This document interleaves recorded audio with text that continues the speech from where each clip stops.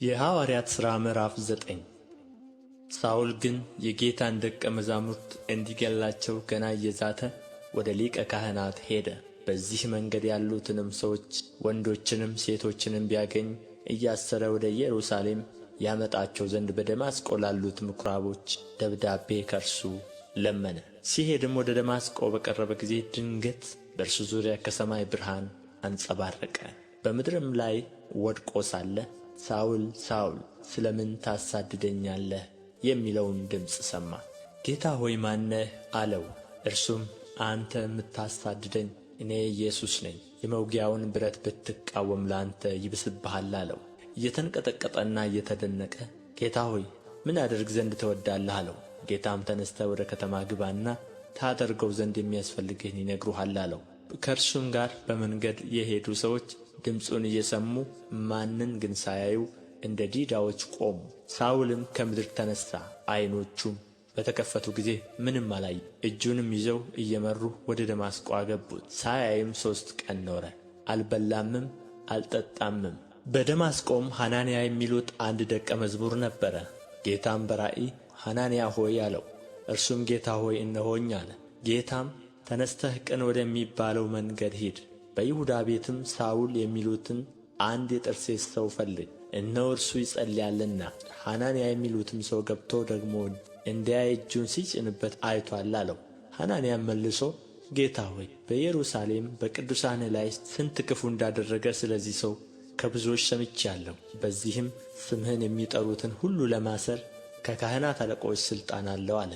ጌታም ይህ በአሕዛብ በነገሥታትም በእስራኤልም ልጆች ፊት ስሜን ይሸከም ዘንድ ለእኔ የተመረጠ ዕቃ ነውና ሂድ፣ ስለ ስሜ ስንት መከራ ሊቀበል እንዲያስፈልገው እኔ አመለክተዋለሁና አለው።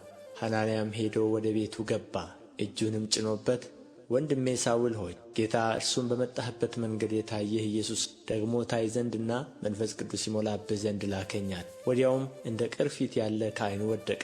ያን ጊዜም ደግሞ አየ፣ ተነሥቶም ተጠመቀ። መብልም በልቶ በረታ። በደማስቆም ካሉት ደቀ መዛሙርት ጋር ጥቂት ቀን ኖረ።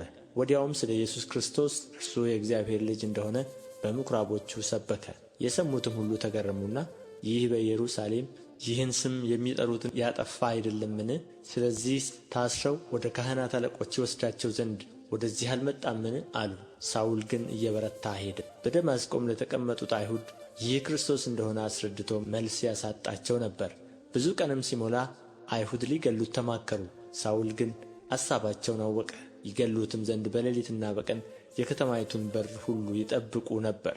ደቀ መዛሙርት ግን በሌሊት ወስደው በቅጥር ላይ አሳልፈው በቅርጫት አወረዱት። ሳውልም ወደ ኢየሩሳሌም በደረሰ ጊዜ ከደቀ መዛሙርት ጋር ይተባበር ዘንድ ሞከረ። ሁሉም ደቀ መዝሙር እንደሆነ ስላላመኑ ፈሩት። በርናባስ ግን ወስዶ ወደ ሐዋርያት አገባውና ጌታን በመንገድ እንዴት እንዳየውና እንደ ተናገረው በደማስቆም በኢየሱስ ስም ደፍሮ እንዴት እንደ ነገረ ተረከላቸው። በጌታም በኢየሱስ ስም ደፍሮ እየተናገረ በኢየሩሳሌም ሲወጣና ሲገባ ከእነርሱ ጋር ነበረ። ከግሪክ አገርም መጥተው ከነበሩት አይሁድ ጋር ይነጋገርና ይከራከር ነበር። እነርሱ ግን ሊገሉት ፈለጉ። ወንድሞችም ይህን ባወቁ ጊዜ ወደ ቂሳርያ ወሰዱት፣ ወደ ጠርሴስም ሰደዱት። በይሁዳም ሁሉና በገሊላ በሰማርያም የነበሩት አብያተ ክርስቲያናት በሰላም ኖሩ፣ ታነጹም። በእግዚአብሔርም ፍርሃትና በመንፈስ ቅዱስ መጽናናት እየሄዱ ይበዙ ነበር። ጴጥሮስም በየስፍራው ሁሉ ሲዞር በልዳ ወደሚኖሩ ቅዱሳን ደግሞ ወረደ። በዚያም ከ8 ዓመት ጀምሮ በአልጋ ላይ ተኝቶ የነበረውን ኤንያ የሚሉትን አንድ ሰው አገኘ። እርሱም ሽባ ነበረ። ጴጥሮስም ኤንያ ሆይ ኢየሱስ ክርስቶስ ይፈውስሃል፣ ተነሣ፣ ለራስህም አንጥፍ አለው። ወዲያውም ተነሣ። በልዳና በሰሮናም የሚኖሩ ሁሉ እርሱን አይተው ወደ ጌታ ዘወር አሉ።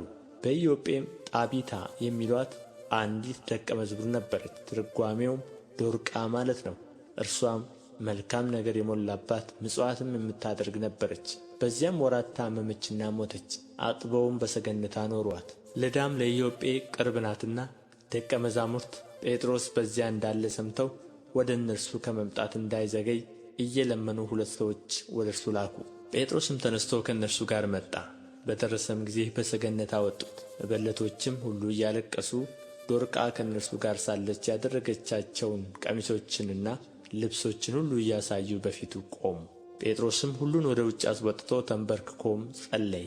ወደ ሬሳውም ዘወር ብሎ ጣቢታ ሆይ ተነሺ አላት። እርሷም ዓይኖቿን ከፈተች። ጴጥሮስንም ባየች ጊዜ ተቀመጠ። እጁንም ለእርሷ ሰጥቶ አስነሣት። ቅዱሳንንም መበለቶችንም ጠራ። ሕያውም ሆና በፊታቸው ቆመች። ይህም በኢዮጴ ሁሉ የታወቀ ሆነ። ብዙ ሰዎችም በጌታ አመኑ።